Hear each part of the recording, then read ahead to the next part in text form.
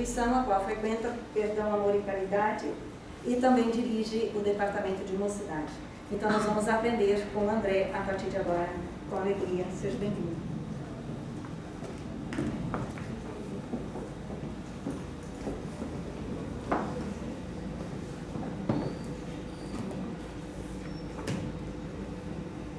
Boa tarde a todos. É uma alegria conhecermos a terceira casa em Londres, encerrando o ciclo de palestras amanhã no Bezerra de Menezes. Que a paz de Jesus nos envolva nesta tarde, beirando já o anoitecer, após esta verdadeira bênção de esclarecimento. Resta-nos pouco a acrescentar e muito a aprender. Colhemos de Londres momentos fabulosos, de muito aprendizado, de muitas experiências que levarei em meu coração. E o tema proposto, família e seus desafios na atualidade, para que possamos conversar sobre este tema profundo, atual, necessário, nós precisamos retornar no tempo, fazendo algumas análises, fazendo algumas comparações, fazendo algumas reflexões, para que possamos compreender que nós estamos em plena evolução. Que apesar de todos os graves problemas morais que nós passamos na atualidade, seja em que continente for, seja em que cultura for, seja no que for, a nossa vida no hoje não se compara com a vida que tínhamos há 300, 400, 500 anos atrás.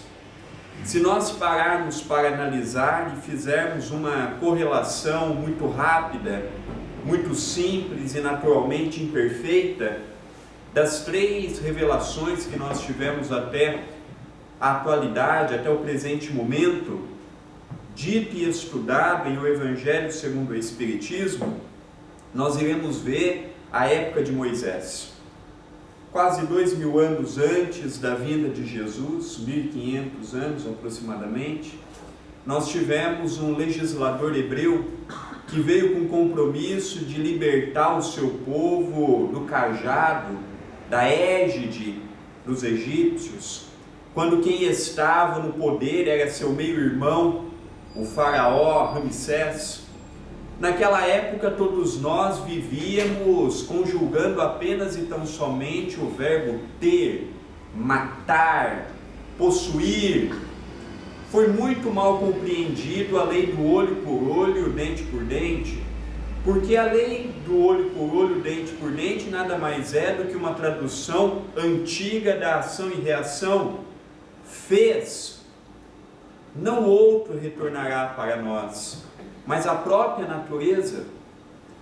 Moisés nos deixa 2 lições intrínsecas, atualíssimas, que nós precisamos analisar, a lei civil da época, mas nos deixou também os 10 mandamentos.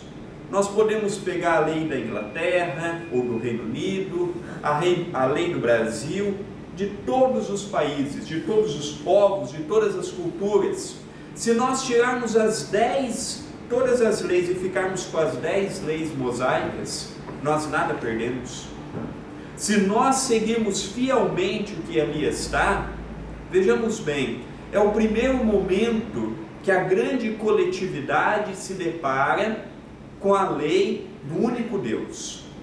Até então vivíamos sob o eixo do politeísmo, o Deus daqui, o Deus dali, apesar de que no Egito já tínhamos companheiros que falavam do único Deus, da crença em cultuarmos o único Criador, mas nós vamos observar que essa ideologia nasceu com os 10 mandamentos. Quem aqui já assistiu Pinga Fogo, com o maior médium que o Brasil já produziu, nosso querido e admirado Francisco Cândido Xavier, nós iremos observar que no programa Pinga Fogo, Chico Xavier revela ao vivo, naquela entrevista que ele deu por quase 4 horas, que naquele momento foi a primeira vez que a terra se deparou com a escrita direta. Moisés não tinha condições morais, era um extraordinário médium, mas não tinha condições morais de trazer para todos nós as leis que naquele momento ele era o portador. As leis mosaicas, o decálogo no Monte Sinai, não eram leis para aquela época, eram leis para que nós pudéssemos gravar em nossos corações, e conforme burilássemos os nossos corações, nesses milênios que viriam, hoje compreendermos o que é o amor, o contato com o Pai, ao ponto de Jesus dizer: eu e o Pai somos um só, eu e o Pai somos um. Nós um dia também seremos um com o Pai. Atualmente nós, na maioria das vezes, somos um com o nosso obsessor. Eu e o obsessor somos um só. Não sabemos se é nós, não sabemos se é o obsessor. Mas um dia seremos um com o nosso benfeitor, para chegarmos a ser um com o nosso Pai. Então ali nós vemos a primeira ideologia de dedicarmos um dia por semana a trabalharmos com este Deus. Porque quando nós trabalhamos com este Deus, quem ganha não é o Deus do amor, quem nos deu a vida somos nós, que vamos trabalhando com muito esforço, que nós vamos nos preparando, nos esforçando, arando a terra do nosso coração para produzirmos os frutos. Se nós não plantarmos, não há colheita. Ontem plantamos espinhos e hoje, por sermos espíritas, queremos colher amor. Hoje, por sermos espíritas, queremos colher do imediatismo humano o que nós ainda não plantamos com firmeza. Nós vemos também em determinado momento o quarto mandamento: honra teu pai e a tua mãe para teres uma vida dilatada sobre a terra que o teu Deus há de te dar. Quando ele fala de pai e mãe, naquele ensinamento, antes dele falar do pai e da mãe consanguíneo, ele está falando do nosso pai espiritual, que é Deus. O nosso pai celeste, porque o nosso pai carnal é transitório. Se eu não amo a Deus, eu não amo meu pai carnal, porque meu pai e minha mãe carnal me deram apenas o corpo, não me deram o espírito. Me deram a parte genética, me deram a oportunidade da que eu vim, me deram um corpo, me emprestaram, a nossa mãe nos emprestou, alugou 9 meses o seu abençoado ventre, para que nós pudéssemos ter um recomeço. Qual que é o perdão divino? A reencarnação.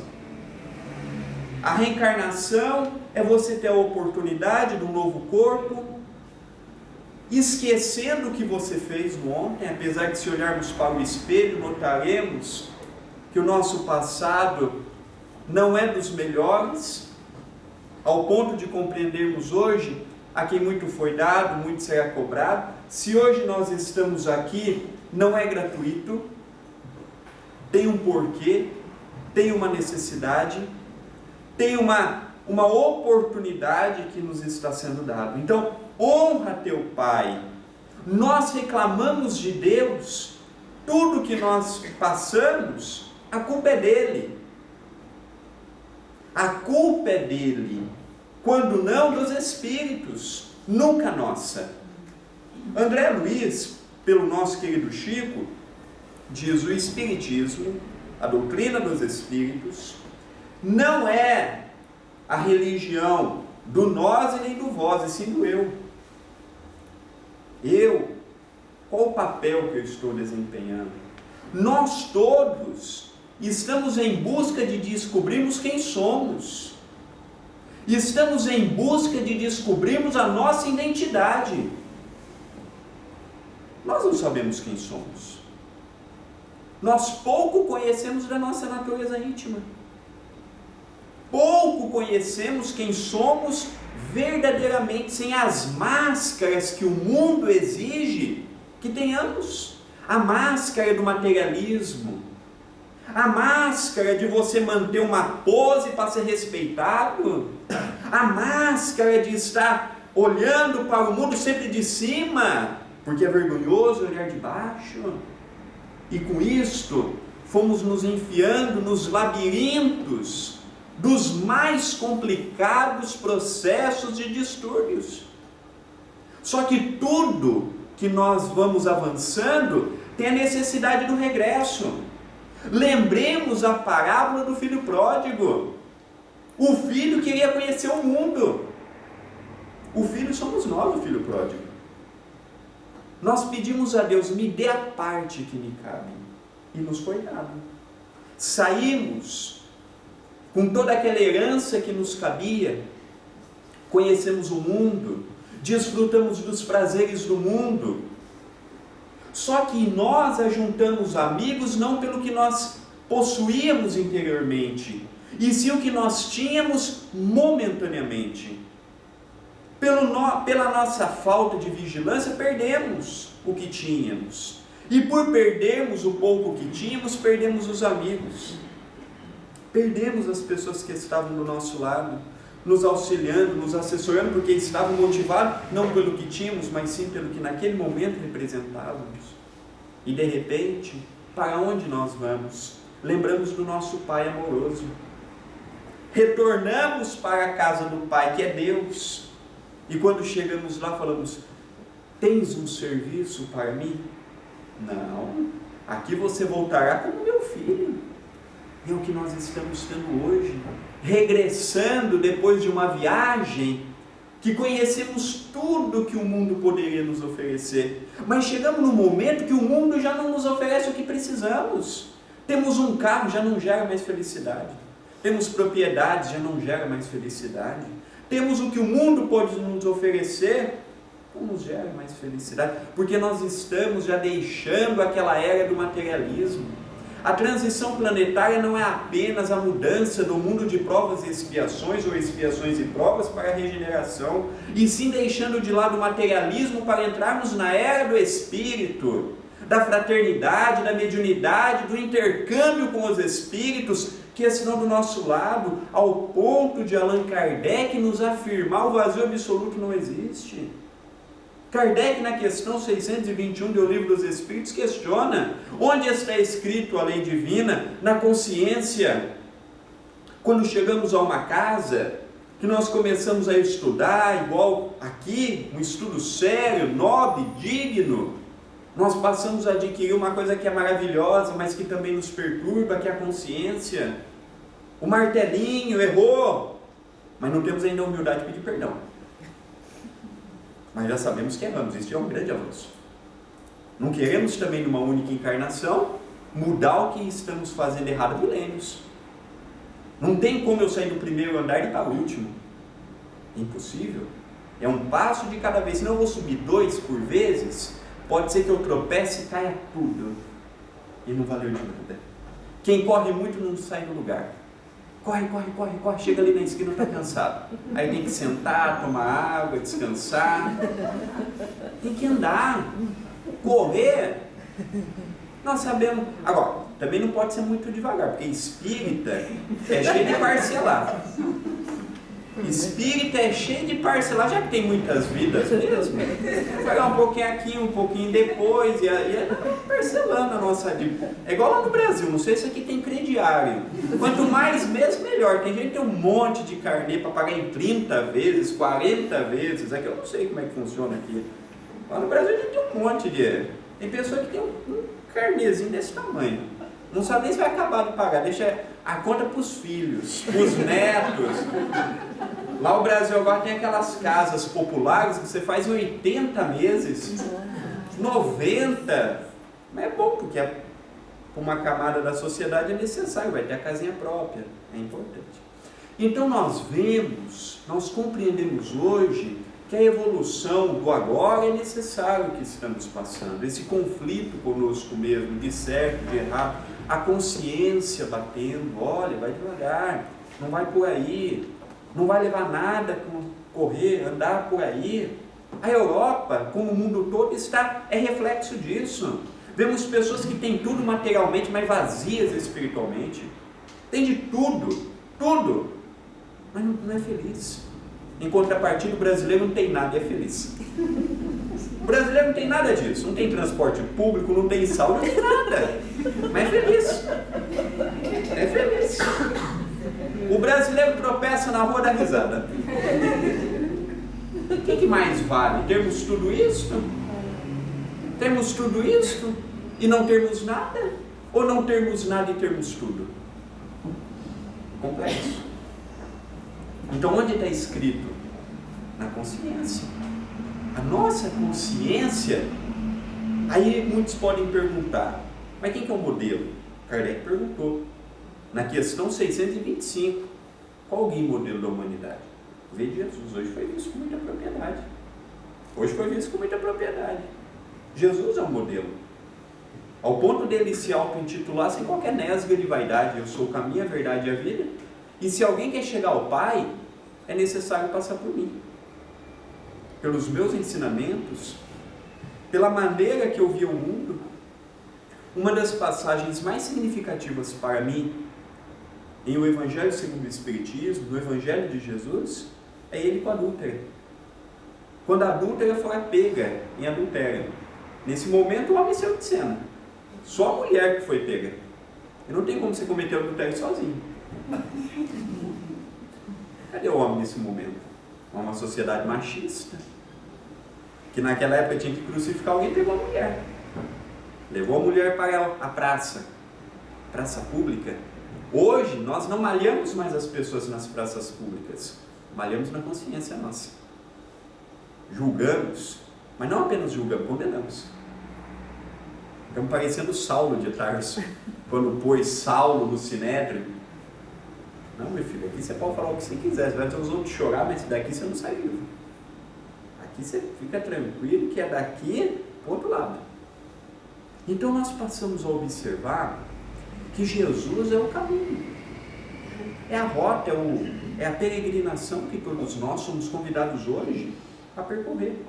Uns têm condição de andar um pouco mais depressa. E por andar um pouco mais depressa, ajudam aqueles que têm dificuldade para andar. Quando nós vemos um doentinho, quantos de nós não oferecemos o nosso braço para ajudar a passar a rua? Quando nós vemos um cego, quantas não são as vezes que o ajudamos? Essa é a nossa condição de espíritas. Não que nós sejamos melhores do que os outros, mas hoje nós somos doentes que já estamos em tratamento. Os outros acreditam que não são doentes. Vivemos num mundo doente, vivemos num mundo com pessoas complicadas, mas todas crendo que são sãs, perfeitas. Por isso das dificuldades de relacionamento, das dificuldades de sentimento, porque o problema é sempre o outro. Então às vezes nós terminamos uma palestra, vem a pessoa, nos abraça, olha André, é uma pena que a minha filha não estava aqui, porque a palestra era para ela. É uma pena, essa palestra aqui tinha a cara da minha companheira. Difícil a pessoa, olha, foi para mim. Então certa feita chegaram para o Chico, falou, Chico, eu quero ser médium, como é que eu faço para ser um bom médium? Aí a pessoa foi embora, o Chico conversou um pouco, depois de um tempo,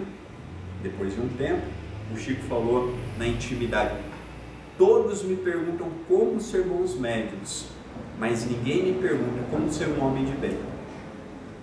Todo mundo quer ser bom médium, bom orador, ter destaque, mas ninguém quer ser um homem de bem, ou uma mulher de bem. Então levou aquela companheira à praça pública. E naquele dia, Jesus estava lá também.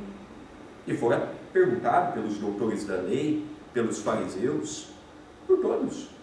Senhor, e há um dado interessante que é o único momento que Jesus está escrevendo alguma coisa no Evangelho. É o único momento que Jesus está escrevendo alguma coisa. Está ali na areia com um pedacinho de pauzinho, escrevendo.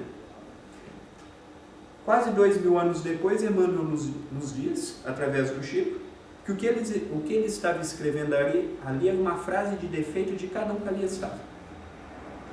Para cada um. E Jesus tinha autoridade moral para isso. Aí, Senhor, Essa companheira foi pegando o pé. A lei de Moisés nos ensina, nos convida a levarmos à praça e a darmos paulada, pedrada. O que você nos diz? Faça o que querem, mas atire a primeira pedra quem nunca pecou, ou quem não tem pecado. Aí conta o Evangelho, que foi sendo dos mais velhos aos mais novos. Talvez porque os mais velhos pecou mais pela idade. Talvez porque errou mais, porque teve mais tempo para errar. Saiu todos, até os discípulos. Todos. Ficou só Jesus e aquela companheira. Naquele momento, o que Jesus poderia ter dito? Minha irmã, sai desse caminho, não te leva a nada. Juventude passa.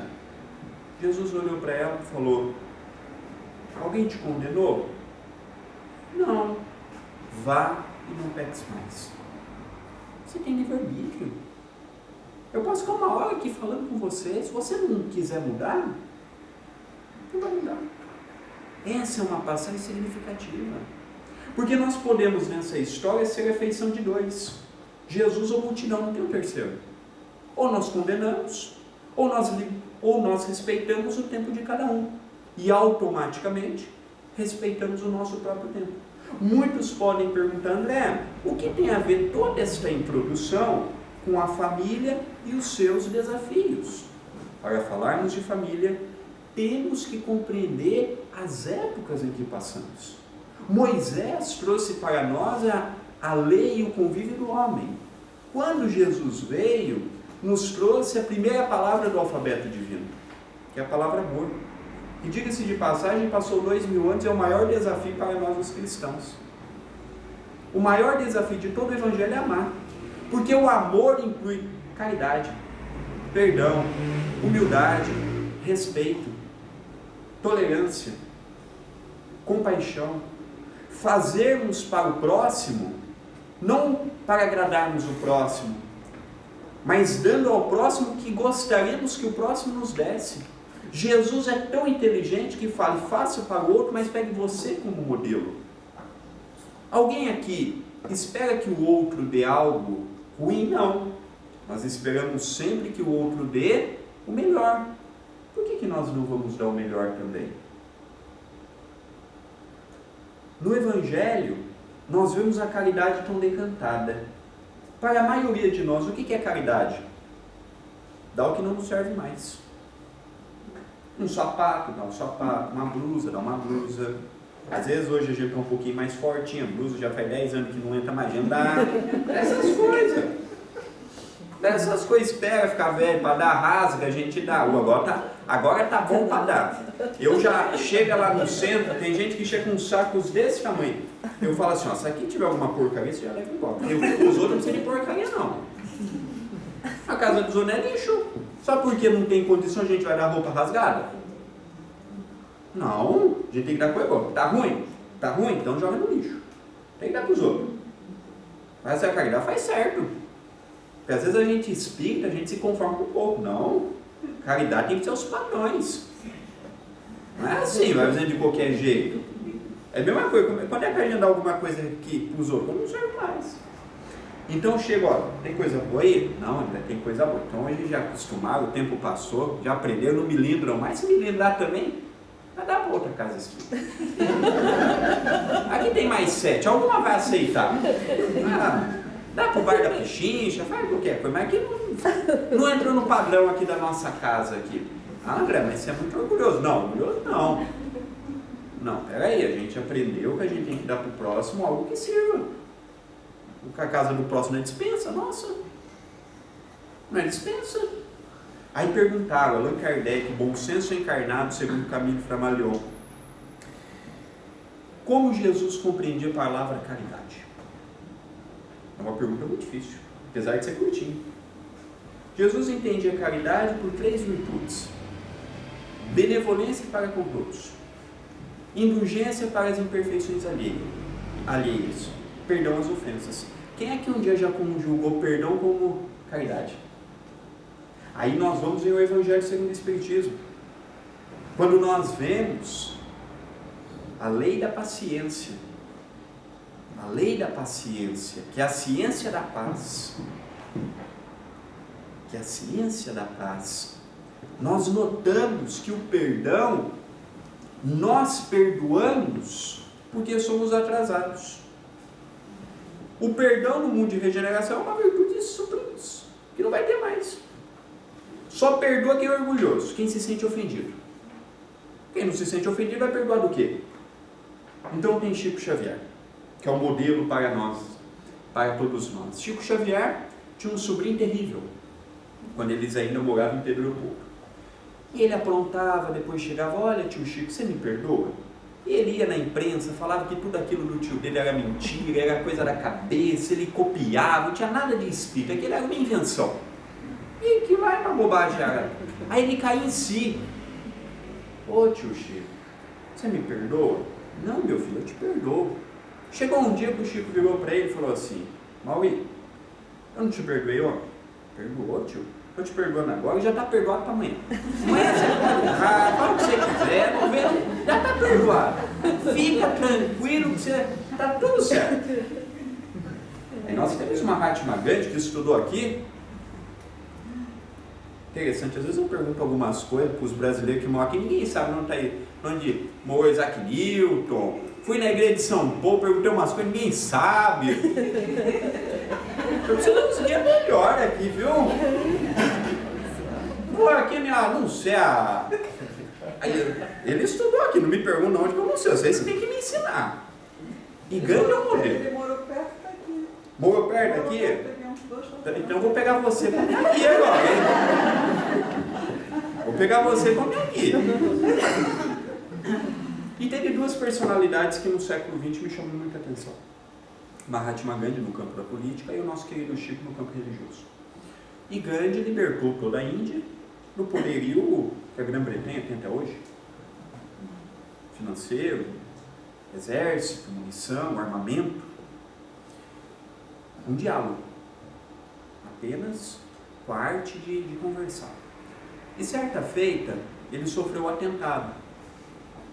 E foi perguntado a ele: Gandhi, a pessoa que estava fazendo a biografia, que estava ali acompanhando, Gandhi, você perdoa quem cometeu isso para com você? Ele já fraquinho, debilitado, disse: não, eu não perdoo. E ele perguntou ao jornalista: por que você não perdoa? Eu não perdoo porque ele não fez nada para comigo. Ele fez para ele mesmo. E olha que Gandhi não era espírita, era hindu. Mas tinha uma admiração por Jesus tamanha ao ponto de ele afirmar: se o meio cristão perder toda a literatura, mas ficar com as bem-aventuranças, nada ele perdeu. Ele pode perder tudo, tudo, mas se ficar com as bem-aventuranças, o homem cristão nada perdeu. E encerramos esse assunto do perdão com o exemplo de Jesus. Jesus, no momento da cruz, perguntaram para o Chico: Chico, qual a virtude mais difícil de ser executada? O perdão, meu filho. Porque depois que o veneno entra é difícil sair. E Chico comentou: qual foi o último ato de Jesus? Qual foi a virtude última que Jesus deixou para pôr em prática? Quando ele olha para o céu em simbologia com quem está conversando com o Pai e diz: Senhor, perdoa-lhes porque não sabem o que fazem. Jesus não nos perdoa. Jesus intercede por nós, humanidade. Ele não nos perdoa. Pai, perdoa-lhes porque não sabem o que faz. Ele não perdoa porque ele não se sentiu ofendido. Porque se ele se sentisse ofendido, ele não era Jesus Cristo. Se ele se sentisse ofendido, ele não estaria na condição de um Cristo. Seria nós, uma pessoa comum. Ele já saiu dessa faixa etária. Ele olhava para nós como nós olhamos para uma criança. Quando uma criança enfia o dedo na tomada, você vai dar um safanão nela? Não, cabe a você cobrir a tomada. A criança não sabe o que faz. Jesus olhava assim para nós. E os sábios que reencarnam olham desta maneira para nós. Olham desta maneira. A nossa vida é muito parecida com aquela história de Khalil Gibran, aquela história em que ele deixa um livro para nós, o profeta, e nós vemos as marcas na areia. muitos estão como autor desconhecido. É quando o mestre saiu à beira-mar com o discípulo. Caminhavam, e em determinado momento as dificuldades eram tantas. O discípulo, acuado, compreendia a vida, mas na parte teórica, quando começou a apanhar, desesperou. E agora? Olhou para um lado, olhou para o outro, olhou para frente, olhou para trás. Cadê o meu mestre? Se sentiu abandonado? Se sentiu largado? No momento em que ele julgava ser o momento mais difícil da sua encarnação. E ele fala: mestre, cadê você? O mestre se faz visível, tangível a ele. No que posso lhe ajudar, meu irmão? Mestre, você acha justo me abandonar? E o mestre lhe questiona: onde te abandonei? Olha, mestre, estou passando por isto, por aquilo. Olho para trás, não te encontro. Cadê você? Procurei ser fiel a você em todos os momentos. E no momento que eu mais necessito, você me abandona? Tu acha certo? O mestre lhe faz apenas uma ressalva. Olhe para trás. Veja se aquelas marcas condizem com os vossos pés, ou com o vosso pé. Ele olhou, viu que o tamanho não era o mesmo, viu que as proporções não eram a mesma, e disse: não são meus. Onde estão as minhas marcas? Pois é, meu irmão, na hora que você estava passando por todas estas dificuldades, eu te carreguei no colo. Eu levei você, transmitindo-lhe palavras de estímulo, de encorajamento, mas você preso no pessimismo, no orgulho, no medo, deixando o medo falar mais alto do que as minhas palavras de encorajamento, você olha para os lados e não consegue entender o papel que cabia a você desempenhar. Essa história, ela serve para nós os espíritas. Se nós soubéssemos a ajuda que o mundo espiritual nos dá, nós seríamos mais gratos a uma casa espírita. Se nós soubéssemos como somos ajudados, não seríamos discípulos tão rebeldes como nós somos, e tão indisciplinados como nós somos. Teríamos mais amor à causa e também à casa, que tudo nos dá e tudo nos provê. Mas nós nunca estamos contentes com o que temos, queremos sempre o que não possuímos naquele momento, ou o que o outro com esforço possui e nós ainda não atingimos. Enquanto nós pegarmos o outro como parâmetro e medida da nossa felicidade, nós não seremos felizes, porque nós somos individuais. Quando Allan Kardec questionou o Livro dos Espíritos, como se dá a evolução do homem no seu princípio, a espiritualidade responde: todos têm o mesmo princípio, o da simplicidade e o da ignorância. Ninguém nasceu como Chico Xavier, ninguém nasceu como Jesus, ninguém nasceu como um espírito evoluído. Chico Xavier se tornou Chico Xavier pelo esforço, pela dedicação. Um dia seremos um Chico Xavier. Daqui a quanto tempo? Ou melhor, daqui a quantas encarnações? 2, 3, 4, 5? Quem vai nos dizer somos nós. A evolução é pessoal, porém a caminhada é coletiva. Nós somos uma forma que podemos ter um irmão gêmeo, mas as nossas necessidades são diferentes das dele. Nós todos somos individuais. Enquanto o homem procurar vida em outro planeta parecido conosco, jamais vai encontrar. Jamais vai encontrar homem em Marte. Mulher em Marte não tem. Cada planeta com a sua constituição. Quem não leu, leia. Quem já leu, estude o livro Cartas de uma Morta. O livro Cartas de uma Morta é o segundo livro psicografado por Chico Xavier.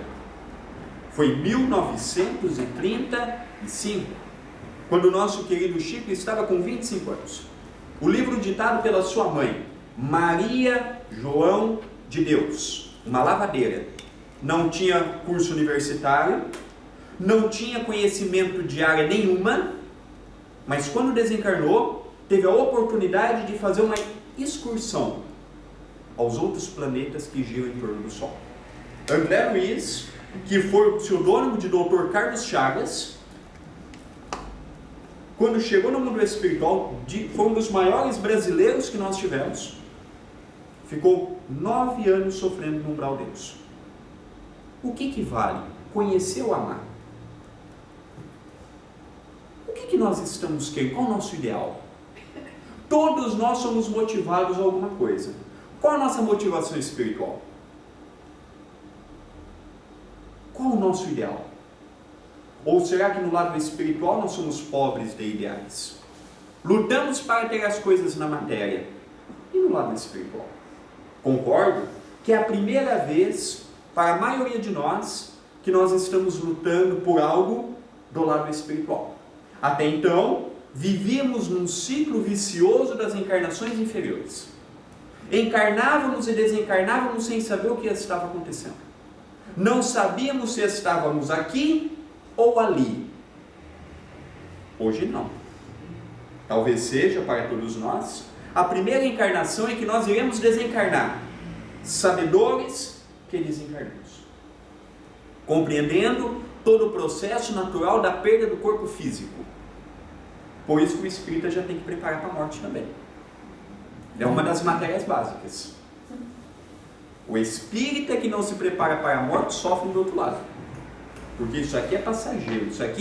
Isso daqui é uma máquina que hoje funciona. E daqui a um minuto? Hoje estamos com os entes amados. E daqui a um minuto? E tudo que nós comentamos numa casa espírita, Jesus disse na sua época, com as palavras que a sua época comportava, ensinando-nos com parábolas. Quando eu estudo a vida do Chico, eu compreendo Jesus. A NASA, quando descobriu a máquina Killer, para quem não sabe, mede a aura humana, foi comprovado cientificamente pela NASA que a aura do homem varia, quando está boa, em alguns centímetros, quando não está, em alguns milímetros. E pegaram várias pessoas no mundo todo, cientistas, jogadores de futebol, pensadores, escritores, e pegaram apenas um único religioso, Chico Xavier. Mandaram uma carta, o Chico aceitou de pronto, chegou com 2 máquinas, montou a primeira, pegou a digital do Chico, falou: Chico, a máquina está com problema. Desmontou, montou, ajustou, apertou o parafuso, soltou o outro ali. Pois, Chico, essa máquina aqui sofreu problema, porque voou muito alto e variou. Tá bom, a gente vai desmontar e vai montar outra. Se tinha uma coisa que o Chico tinha, eu fico impressionado, era a paciência. Aquele autêntico mineral. Alguém aqui é de Minas? Aí o Chico: uai, meu filho, fica tranquilo, não tem pressa não, vai ali.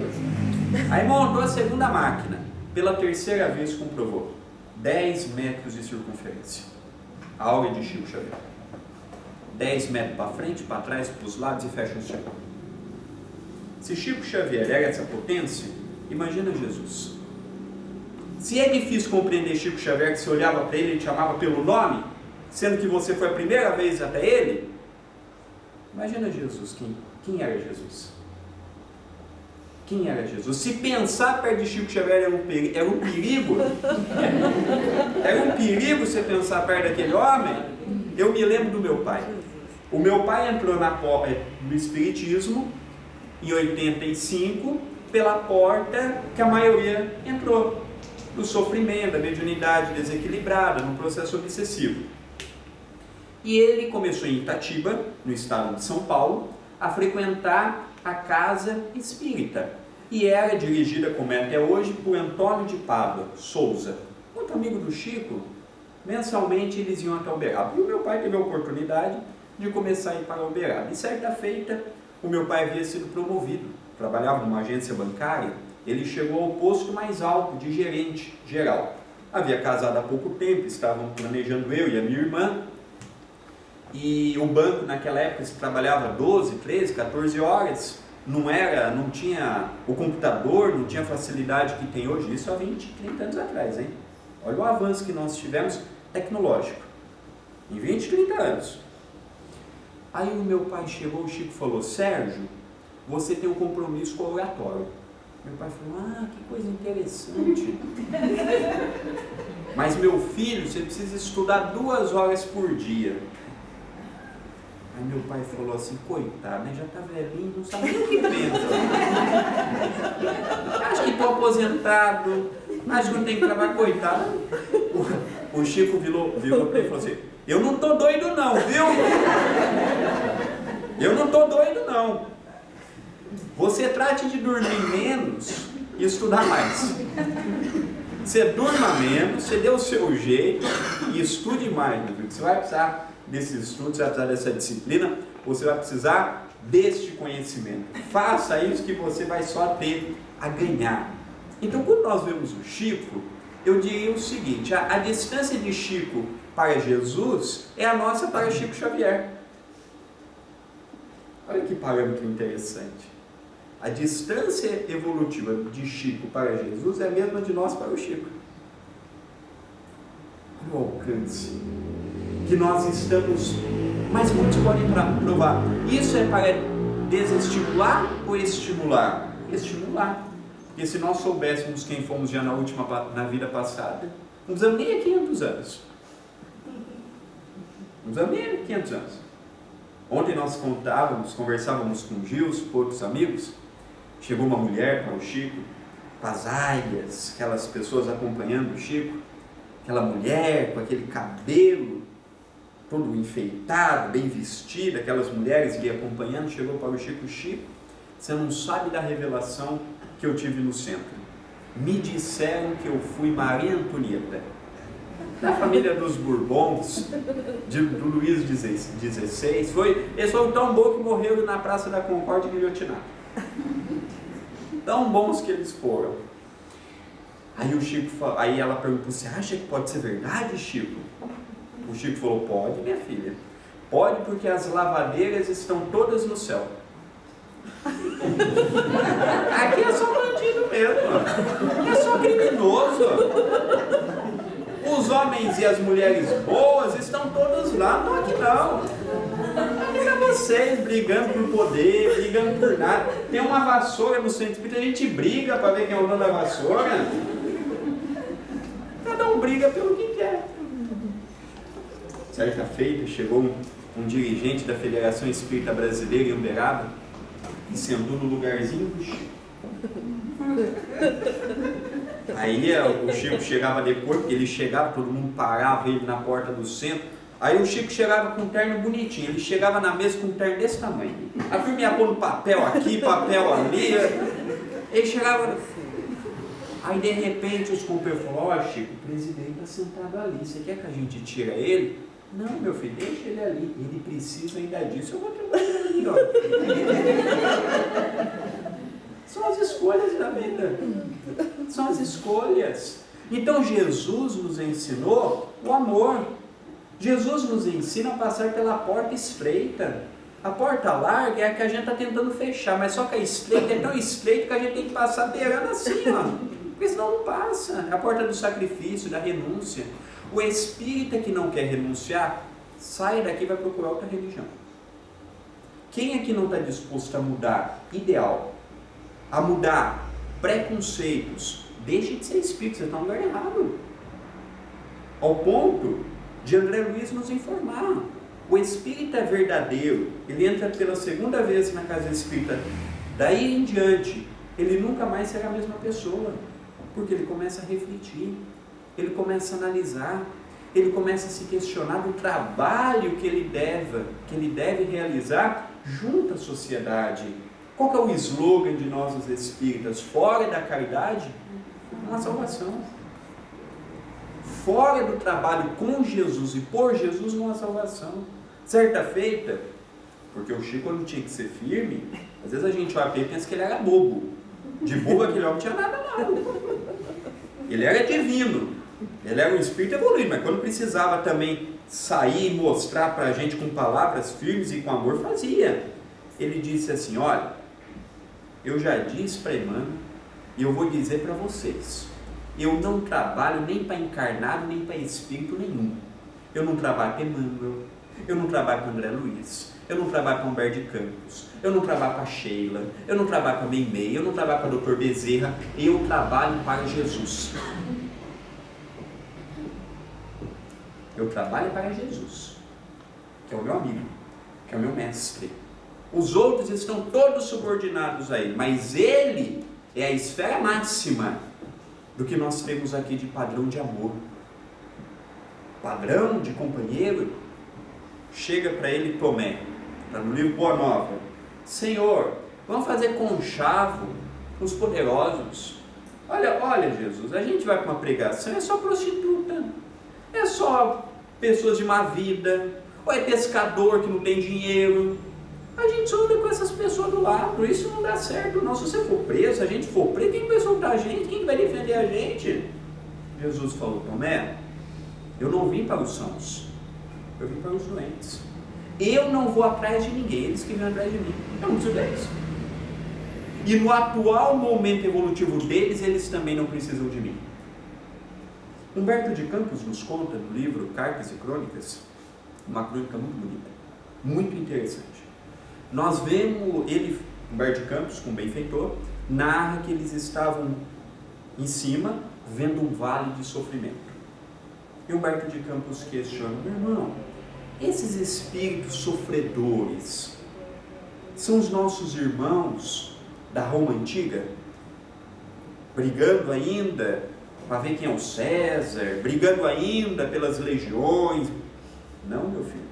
Eles já vieram ao longo de muitas encarnações, a vida malhou muito eles, e a maioria deles hoje trabalha para o bem. Ah, mas então são os companheiros das cruzadas. Não, meu filho. Eles também com esforço, a maioria deles hoje está para o bem. Ah, mas então foi da Inquisição. Não. Ah, mas então foi das guerras santas. Não. Mas se não foi desses períodos trágicos, desses últimos milênios, quem foram eles? Quem são eles? São quem conheceu a mensagem de Jesus e não praticou. Nós podemos ser candidatos a ir para lá. Nós somos sérios candidatos, se não tomarmos tento, de morar lá, porque todo mundo quer ir para nosso lar. Mas nosso lar não é barato, não. Nosso lar tem que suar. Apesar que aqui é difícil suar, né? Aqui não tem calor. Aqui não tem calor, mas temos que suar. Temos que ganhar o bilhete. Ou estamos achando que nosso lar qualquer um entra? Quem não conhece a vida de Dr. Carlos Chagas, estude. Foi um dos maiores cientistas que o Brasil já produziu. Candidato a ser prêmio Nobel da Ciência. Só não foi por maracutaia da época. Ele chegou a ser contratado de Oswaldo Cruz. Depois de um tempo passou a ser mais que Oswaldo Cruz. Foi um belíssimo homem. E olha as dificuldades que ele passou. Então nós vemos Maria João de Deus, aquela simples lavadeira, conta para todos nós maravilhas de Saturno, ampliando o que está na primeira edição das revistas espíritas, principalmente de janeiro, de fevereiro de 1858. Falando da vida em Júpiter, falando que os saturninos assumem mediunidade natural com 5 anos de idade. Nós temos 5 sentidos mal desenvolvidos, caminhando para o 6º. Eles têm 30, em perfeitas condições. A gente tem 5 capengas tentando descobrir o 6º, que é a mediunidade, e olha lá ainda. A gente tem 5, ouve muito mal, vê muito mal, sente muito mal. Eu mesmo, se tirar os óculos, míope. A maioria às vezes tem problema para ouvir, a gente ouve até aqui, mas apesar que a gente ouve o que quer, né? Quando é de nosso interesse, a gente aguça aqui, ó, a caixinha aqui, vai longe. Mas a maioria das vezes a gente não quer ouvir não, então a gente recolhe a potencialidade de ouvirmos. Mas nós vemos essa interação. E a família da época de Moisés para a época de Jesus já evoluiu muito. Porque na época de Moisés não tinha diálogo. Com o advento de Jesus já começa a ter um pouquinho mais de diálogo. A família no seu contexto passa a melhorar. A mulher passa a ter mais importância. Porque o que o Velho Testamento nos ensina? Que a mulher é uma parte do homem. Olha que visão arcaica, ultrapassada, mesquinha, ignorante. E tem muitos companheiros de muitas religiões que até hoje creem que a mulher tem que ser submissa ao homem. Até hoje. Em qualquer canto do mundo. Qualquer canto do mundo. Pensa que a mulher é uma parte do homem ainda. E aí nós ficamos quase que 2000 anos com aquela alta e baixa Idade Média, preocupados com as guerras e com os poderes temporais, avançamos quase que nada. Nestes últimos séculos, do 17 para cá, que a França começa a liderar e a levantar as bandeiras do iluminismo, da liberdade de expressão, da liberdade de nos expressarmos livremente, com os mais variados pensadores, reencarnam boa parte dos discípulos de Sócrates e Platão, para nos ajudar. Vem junto pintores, escritores, para mostrar para todos nós novamente que existe algo, e nós começamos a ver a vida não apenas mais com o olhar da guerra. Porque às vezes a gente fala assim, eu nasci na Europa, numa vida passada. Nascer na Europa na vida passada é atraso. A Europa é bonita hoje. A Europa é bonita hoje. A Europa sempre teve metida em guerra. Moralmente a Europa nunca foi boa. Moralmente, o que a Europa construiu até hoje? Castelos, à custa de mortes? Conseguiu territórios à custa de guerras? Olha os karmas que os países vêm passando. A França é um campeão deles. É atentar toda hora. E aqui só não tem porque é bem vigiado. Do contrário, essa ilha já estava submersa. Não temos dúvida disso. Não tenhamos dúvida disso. Por isso que nós trazemos muito esse negócio ainda conosco, a dificuldade de nos aproximarmos. Aproximamos afetivamente. O brasileiro é expansivo. O brasileiro vai, conversa, sorri. Mesmo com tudo isso, nós ainda não temos a compaixão. O problema é do outro. Fica lá. E eu aqui.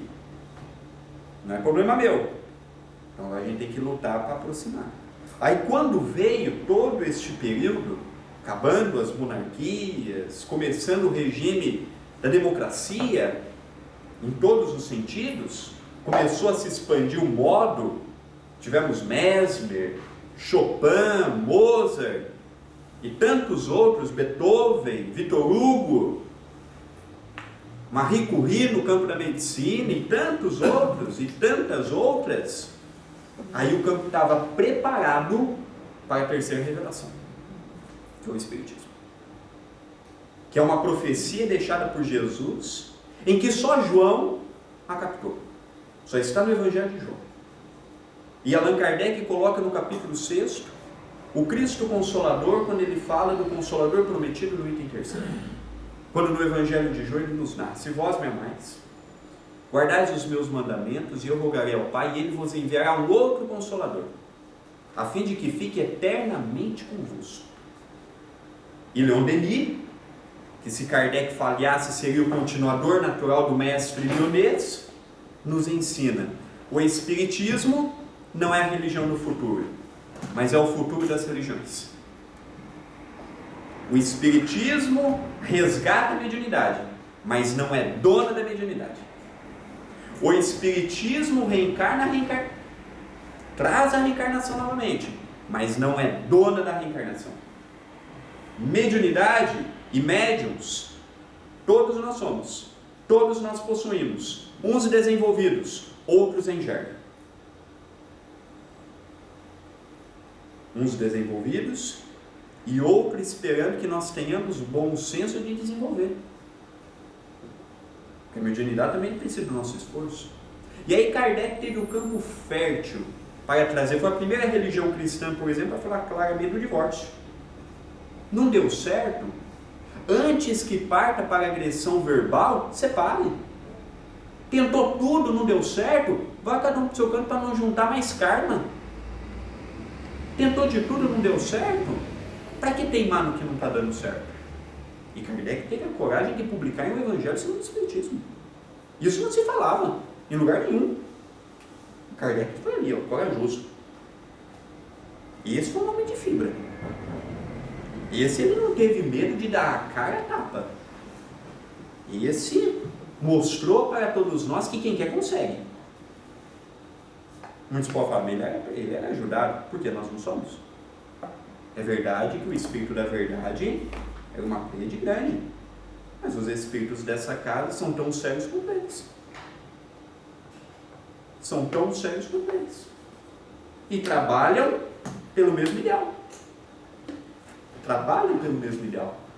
E a partir dali, além de mudar o conceito de nós vermos o mundo, nós também mudamos o conceito de vermos a religião, a família, o modo de vermos os outros. Porque família, nós ainda temos muito aquela limitação de casa. Papai, mamãe, filhinho, companheira, vovô, vovó, só. Não. Isso é uma maneira redundante de vermos vida e família. Nós todos aqui pertencemos à mesma família. Por que somos espíritas, André? Não. Porque somos filhos do mesmo Pai. E temos Jesus como nosso mestre e Senhor. Porque somos espíritas? Não. Ser espírita não é ser melhor que o católico. Ser espírita não é ser melhor do que o evangélico. Ser espírita não é ser melhor do que o ateu. Não. Cada um segundo as suas obras. Cada um segundo o conhecimento que nos está sendo dado. Então os desafios de hoje são diferentes dos desafios da época de Moisés. Os desafios de hoje são diferentes dos desafios da época de Jesus. Os desafios de hoje são diferentes dos desafios da época de Kardec. E naturalmente os de amanhã será diferente do de hoje. O mundo está chegando no ápice, no limiar de uma nova era. Assim esse barco não vai continuar. Muitos podem pensar, o mundo está perdido por falta de ideal, por falta de compreensão. Não. Às vezes a gente pode estar perdido, mas o mundo não. O mundo tem um governador. O mundo tem um governador que preside tudo isso, ao ponto de Jesus nos afirmar: nenhuma folha cai da árvore sem autorização de meu Pai. Nada acontece. Aí nós compreendemos também o escândalo. O escândalo é necessário, mas ai da mão de quem ele parta. Então hoje, a família, nós sabemos que não é que nós gostaríamos de ter. Mas hoje nós sabemos que temos os familiares que necessitamos de ter. Hoje nós sabemos que tudo que passamos é necessário. Mas também não podemos ser aqueles espíritas de antigamente. Quando se falava de família, qual era a abordagem do orador, do expositor? Ame a sua companheira, por mais difícil que ela seja, para amanhã você não voltar com ela. Ontem nós aprendíamos isso. Faça, porque senão amanhã você vai vir com ela. Ou você vai vir com ele. É a mesma maneira que nós vemos Deus no Velho Testamento. Tome cuidado que Deus vinga. Algum pai vinga o seu filho? Muitos aqui são pais já. Eu ainda não sou, mas muitos aqui já são. Vocês punem severamente o filho gratuitamente? Tudo tem que ter. Jesus é a mesma coisa conosco. Deus, o nosso Pai, é a mesma coisa. Então a evolução, ela acompanha os nossos passos. O mundo de regeneração atingirá este ponto quando? Quando eu for um espírito que vibre nos moldes da regeneração. Como é que vai ser o mundo de regeneração? Países, povos parecidos com a cidade Nosso Lar. Nosso lar tem morador de rua? Nosso lar tem qualquer tipo de desigualdade? Mas muitos podem falar, mas aqui também não tem. Mas não é igual. Não é igual. Aqui nós temos de tudo, é verdade. Mas tudo material, nada espiritual. Isso é uma grande diferença. Isso é uma grande diferença. Nosso lar não. Convida-nos a desenvolvermos o lado e o senso espiritual. A cidade Nosso Lar é um protótipo da cidade ou do planeta de regeneração. Um procurando ajudar o outro. Quando a Europa mergulhou na Segunda Grande Guerra Mundial, o que a cidade Nosso Lar estava no outro continente? Aqui é hemisfério norte, lá é hemisfério sul. O que a gente fez lá? Quando eu falo lá é a cidade, orou por aqui. Reunia-se as assembleias e fazia orações. Há pouco tempo atrás, aqui na Itália, teve o tremor. Quem de nós orou pelas vítimas que lá estavam? A gente olhou e falou, nossa, olha que pena, desligou a televisão e foi dormir. Ainda bem que não foi aqui na Inglaterra. Ainda bem que não foi aqui. Então vocês veem como é que a gente ainda vê os outros com essa indiferença. Ah, mas não é meu familiar. Então o problema não é comigo, é conosco. Porque no lugar dele poderia estar nós. Aqueles familiares que choram poderia ser nós, não poderia ser os nossos. A posição pode inverter. Tem um ditado no Brasil que fala assim, e todos aqui, a grande maioria de lá conhece: pimenta nos olhos dos outros é o quê? É refresco. Enquanto não acontece comigo, nós achamos que nunca vamos precisar da ajuda e da cooperação dos outros. É até o momento que vem. É até o momento em que a dificuldade bate a porta da casa. E aí existe duas maneiras de lidarmos com o problema. Ou saímos desesperados e entramos nos distúrbios naturais do medo, ou nos agarramos à fé. Fé esta que Jesus pede para termos do tamanho de um grão de mostarda. A escolha é nossa. Temos livre-arbítrio, podemos escolher fazer o que queremos. Podemos fazer o que queremos. Então que possamos, de hoje em diante, doar e fazer o nosso melhor. A vida passa muito depressa. A vida nos dá 1, 2, 3 oportunidades. Quantas mais teremos? O acaso não existe. Nós não estamos aqui por acaso. Não existe o acaso de bater alguma coisa na porta de nossa casa. Tem um motivo. Que possamos brilhar a luz que trazemos em nós. Tivemos grandes homens, grandes mulheres mostrando que sem renúncia não saímos do lugar. Sem modificação íntima não sairemos do lugar. Família é a principal grande escola que todos nós temos. Ter pais difíceis é uma bênção. Ter um lar que nos exige esforço é uma bênção. Renúncia, sacrifício, porque se tudo fosse fácil, não daríamos valor. Emmanuel, benfeitor do Chico, tem uma frase interessante, dizia ele: ontem nós tínhamos lares harmônicos e não demos valor. E hoje nós temos verdadeiros espinheiros em casa para aprendermos com as dificuldades o que é o amor, o que é o amar e o que é ser amado. É com muita luta.